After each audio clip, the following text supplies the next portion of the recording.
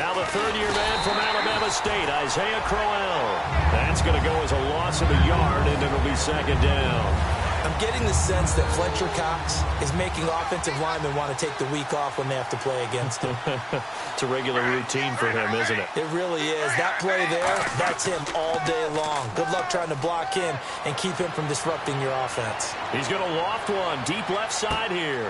Now a clash of bodies here, and it's intercepted. Picked off by Malcolm Jenkins. And a bit...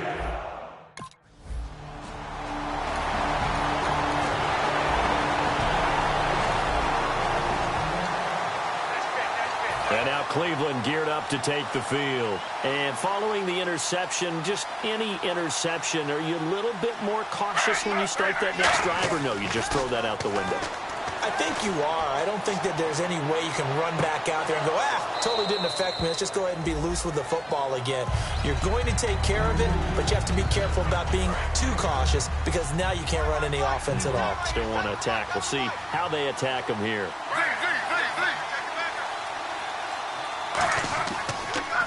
Griffin gives to Crowell on the draw. And they go backwards here, losing yardage back at the 48-yard line.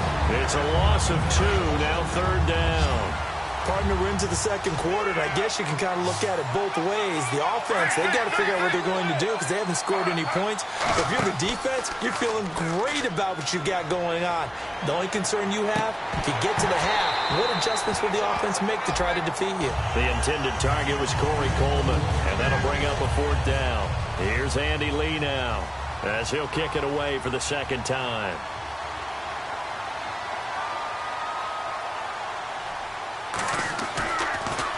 And this is away. It's a high kick, and he got all of it. And this will be out of bounds. Now it's a question of where they'll mark it.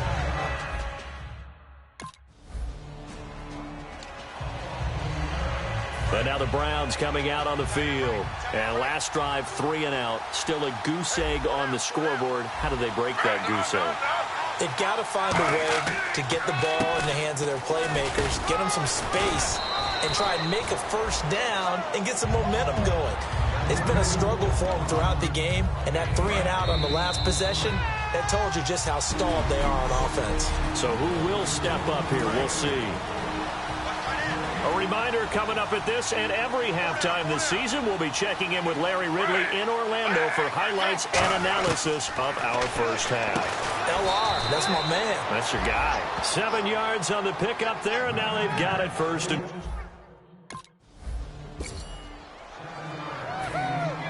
The Browns kicking team out there now as they'll send this one away. And this will be a touchback, so a first chance here in week 1 to see the... And here are the Browns now as the offense comes back out onto the field. And they will simply, Charles, be looking to duplicate what they did last drive when they were able to push it in for 6. And they hope it'll be that easy, right? To be able to take exactly what happened before, replicate it. They may have to make a few additional changes along the way because I'm sure the defense will make some adjustments, but they've got to have great confidence having scored the last time out.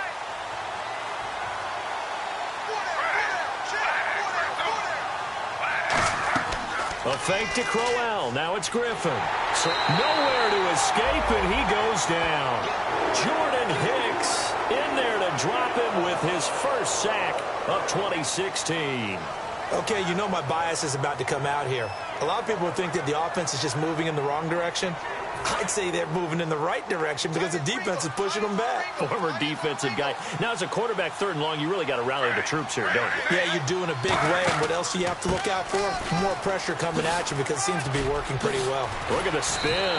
2 yards on the pickup there. It's 4th down. But once again, a good example of situational football. That was 3rd and very long, so you know they were guarding against the pass. And when they just... And help.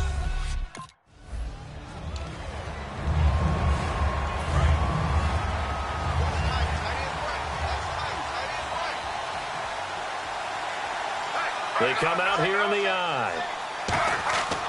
Second half begins with a run by Crowell.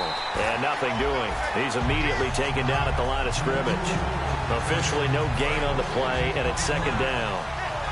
He had a great read there from his free safety position. And, Charles, you know with those guys, it's all about their eyes. They have to be laser focused. Yeah, I had to fake my way through it when I was playing, but now I can see exactly what they're doing. And on that play, he obviously had no presence to feel like he's being pushed for a pass. And without that, that allowed him to get up to the line of scrimmage and hold him to no gain. Face mask. Defense. Face mask penalty, and Charles, you were a defender. You know sometimes in the heat of the moment, it's hard to keep your hands away from that face mask. Sometimes you just get out of position as a defender when you're trying to make a tackle, so you end up flailing away, and your hand gets into the wrong spot. After the penalty, it's Crowell, and he's going to be hemmed in and brought down right at the line of scrimmage. It's a loss of a yard there, and now second down. Partner, I think the easy thing now would be to just abandon the run and start throwing the football at all costs. But I've been in so many games where it doesn't work running the ball, and then something pops, and now you get something going. I'm not so sure to just abandon your game plan this early in the second half. Malcolm Jenkins up to make the stop. And this defense looks for one more stop here on third after the run. Play fake to Johnson. Now here's Griffin. And incomplete. The contact made the ball roam free and brings up fourth down. We know it's not an easy job to go out and catch passes when people are trying to tackle you and knock the ball away. But the bottom line is, that's a pass he's got to have and a pass he should have caught. And here's a very low line drive, almost whiffed on it. That's taken on the 25. Officially, that'll be marked down as just a 28-yard punt. And that will come the offense as they take over.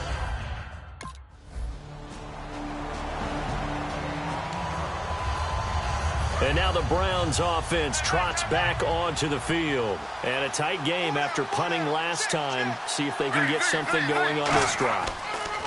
As they head to the field now, with the game this close, you got to feel there's a sense of urgency for them going on offense right now. But they have to do it without letting panic creep in and affect their play.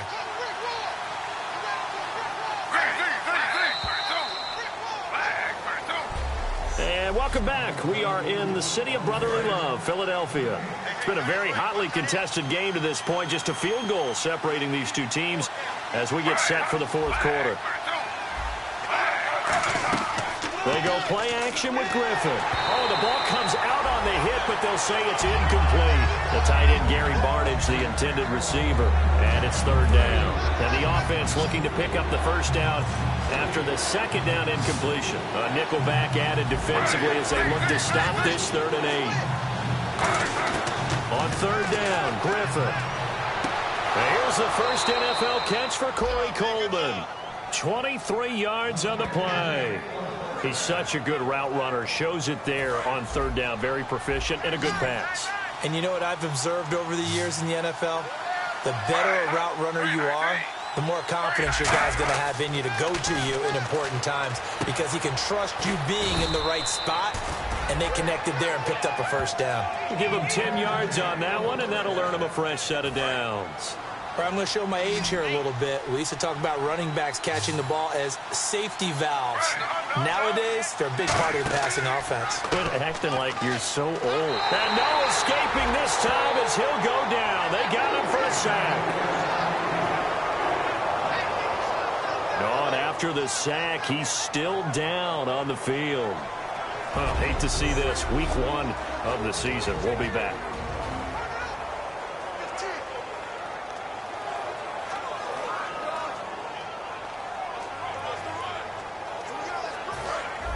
So RG3, you hate to see it again, forced from the ball game. And coming on is a man who's been around both as a backup and a starter. It's Josh McCown. First throw now for the backup McCown. Had his hands on it, but dropped it. The rookie making a little bit of a rookie mistake, third down. And here comes play number 6 on this drive. A pretty good coverage there, and both of these defenses, they've had good coverage throughout this one. No doubt about it, and in today's NFL, where we're used to a bit more score. That's caught inside the 20. And he's brought down after a good gain. A gain of 32 that time.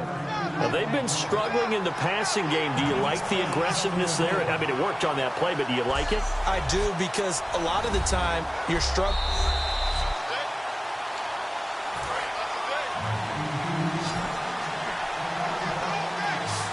Well, he challenged the play. It did not pay off.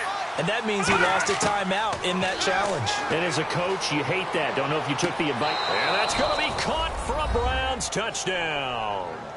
Gary Barnidge, a 15-yard.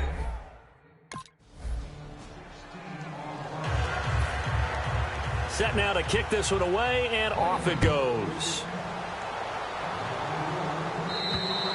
And they will not get a chance to return this one as it's through the end zone for a touchback.